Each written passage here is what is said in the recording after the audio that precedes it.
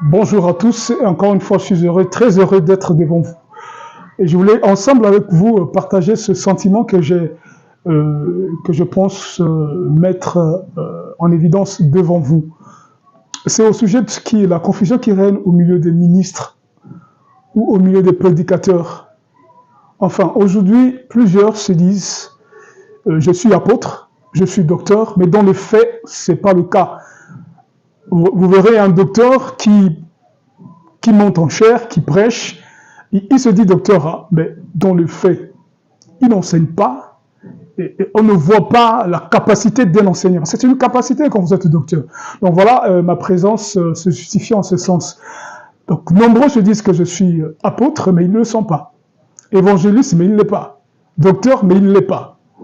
Pourquoi? Parce que dès le départ, par manque d'encadrement, manque d'enseignement, cet homme n'a pas été capable de juger son ministère, tout simplement parce qu'ils ne sont pas passés par une école. Et pour comprendre ce concept, il ne s'agit pas d'être ministre. Tout simplement, moi, je suis analyste. Je me suis rendu compte que c'est quand même important que les gens connaissent, comprennent ce qu'ils font. Parce que quand vous n'êtes pas à votre place, que vous ne faites pas ce dont vous êtes appelé à faire, c'est la confusion qui va régner. Vous comprenez, vous êtes docteur, mais vous agissez comme évangéliste dans votre façon de faire, et le résultat, ça sera quoi? Il n'y aura pas de bénédiction parce que vous n'êtes pas à votre place. Vous comprenez ce que je veux dire? Alors, comment reconnaître votre ministère? C'est très simple. C'est très simple. Oui, c'est très simple parce que le ministère, c'est Dieu qui le donne. C'est la fonction que vous avez. Et ce ministère n'est pas donné au moment où vous grandissez. Non, c'est quelque chose qui est en vous.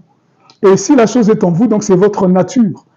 Et si c'est votre nature, vous allez manifester cette nature. Je prends le cas des prophètes. Si vous êtes prophète, vous allez constater que dans votre jeunesse, avant que Dieu ne vous appelle, il y aura des indices de prophète. Oui, quelque chose, un élément qui va permettre que vous vous reconnaissiez quand même, oui. Mais voilà pourquoi, hein, dans ma jeunesse, ou avant que je sois appelé à servir le Seigneur, je faisais telle chose. Parce que Samuel, Dieu l'a appelé, hein, voilà, dès sa jeunesse, vous voyez, avant qu'il ne devienne prophète, hein, reconnu par la nation, et dès son jeune âge, Dieu, il avait des visions, de songes, et ça vous le savez. Moi qui vous parle, je suis journaliste, mais attendez, lorsque j'étais encore très jeune, c'est maintenant que je me suis rendu compte que finalement, j'avais en moi cette capacité du journalisme.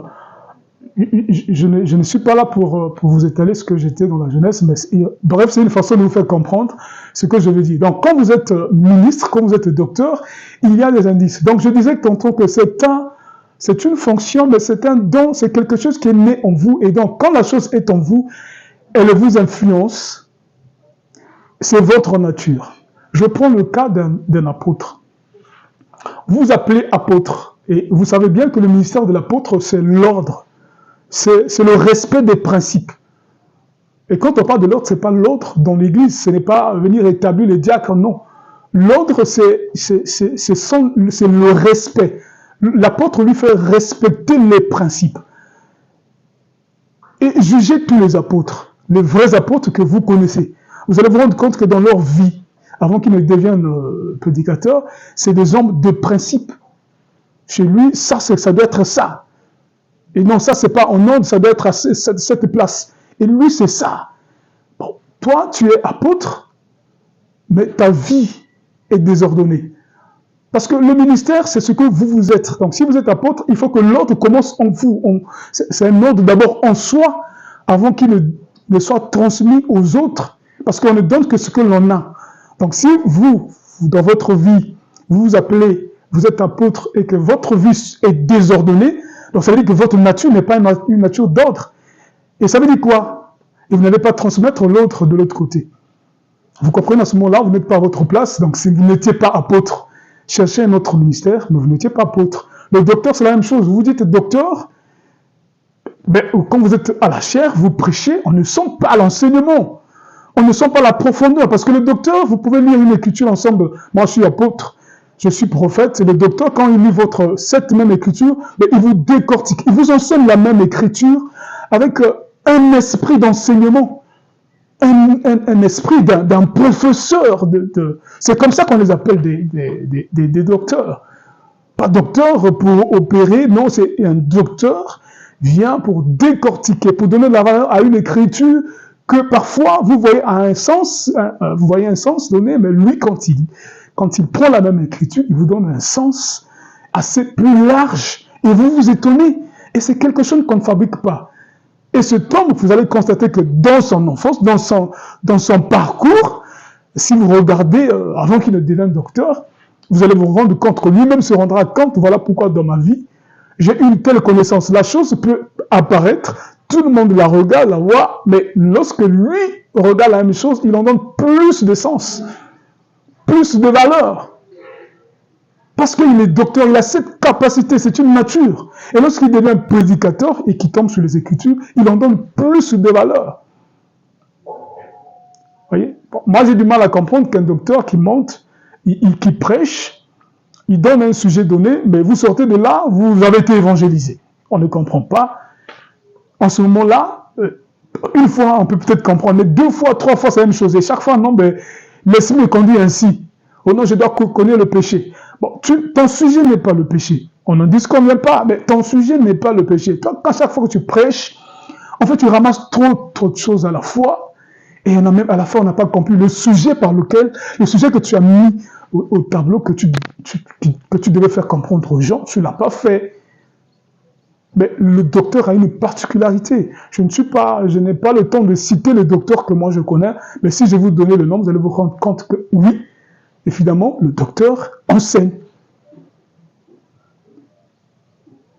Donc, je voulais dire qu'il y a des gens qui se disent apôtres, prophètes, mais ils ne le sont pas, parce que dans les actes, leurs actes ne prouvent pas. Vous êtes prophète, un pasteur disait, dans ma jeunesse, par exemple, dans ma jeunesse, moi, j'ai été un bigoudi.